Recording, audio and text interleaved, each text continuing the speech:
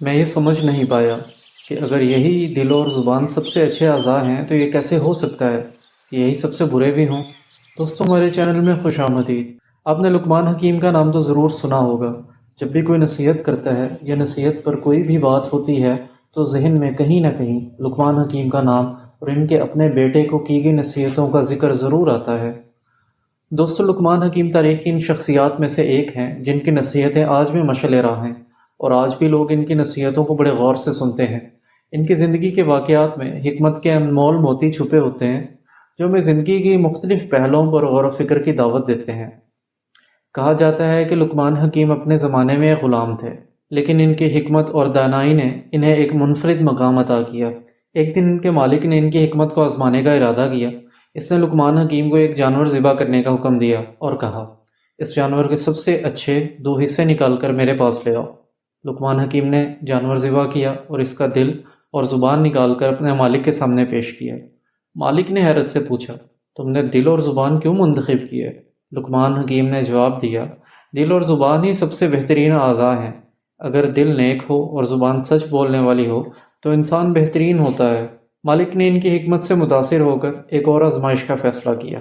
اس نے کہا، اب ان کو لے جاؤ اور اس جانور کے سب سے برے 2 حصے نکال کر لے آؤ۔ لقمان حکیم دوبارہ گئے اور پھر سے دل اور زبان نکال کر لے آئے۔ مالک نے تعجب سے پوچھا، یہ کیسے ممکن ہے؟ تم پہلے بھی یہی حصے لائے تھے اور ابھی بھی یہی لائے ہو۔ ایک ہی چیز بیک وقت اچھی اور بری کیسے ہو سکتی ہے؟ لقمان حکیم نے مسکراتے ہوئے جواب دیا، مالک، اگر دل برا ہو اور زبان جھوٹ بولنے والی ہو تو اس سے بری چیز کوئی نہیں۔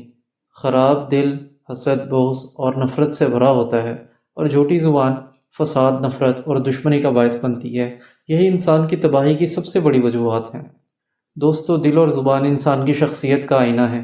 اگر ہمارا دل نیک ہو اور زبان سچ بولنے والی ہو تو ہم محبت، رحم دلی اور اچھائی پھیلائیں گے، لیکن اگر دل میں بغض، حسد اور نفرت ہو اور زبان جھوٹ اور بہتان کے لیے استعمال ہو تو ہم خود بھی نقصان اٹھائیں گے اور معاشرے میں بھی فساد کا باعث بنیں گے۔ آج کے دور میں جب سوشل میڈیا اور تیز تر معلومات کا زمانہ ہے، ہمیں اپنی زبان اور دل پر قابو پانے کی اشد ضرورت ہے۔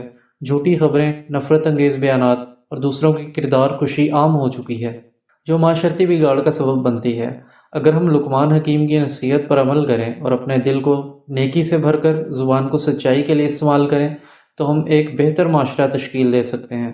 دوستو، بظاہر یہ عام سی بات معلوم ہوتی ہے اور پہلی فرصت میں شاید اتنی متاثر کن بھی محسوس نہیں ہوتی، لیکن اگر آپ ذرا باریک بینی سے غور کریں تو اس میں ہمارے لیے بہت سے اہم اسباق موجود ہیں۔ دوستو، اس کو ایک اور مثال سے سمجھنے کی کوشش کرتے ہیں۔ نیوٹن وہ سائنسدان تھا جس نے لاز آف موشن دیے تھے۔ اس کے ایک قانون کے مطابق کوئی بھی چلتی ہوئی چیز اس وقت تک نہیں رکے گی جب تک کہ ایک اپوزٹ فورس اس کو روک نہیں لیتی۔ اس کو مزید اگر سادہ کریں تو یہ ایسا ہے کہ کوئی گاڑی اس وقت تک نہیں رکے گی جب تک ہم بریک دبا کر اس کو روکنے کی کوشش نہیں کریں گے۔ دوستو، بظاہر اب یہ کتنی عام سی بات محسوس ہوتی ہے، لیکن آپ کو یہ معلوم ہوگا کہ سائنس اور بالخصوص فزکس کو ایک نئی جہت دینے والے یہی کچھ بیسک لاز تھے۔ یہیں سے عام چیزیں خواص میں تبدیل ہوتی ہیں۔ دوستو، امید ہے آپ ہماری بات کو ضرور سمجھے ہوں گے۔ اگر آپ کوئی رائے رکھتے ہیں تو ہمیں ضرور کمنٹ میں بتائیے گا، ہمیں آپ کی رائے سے خوشی ہوگی۔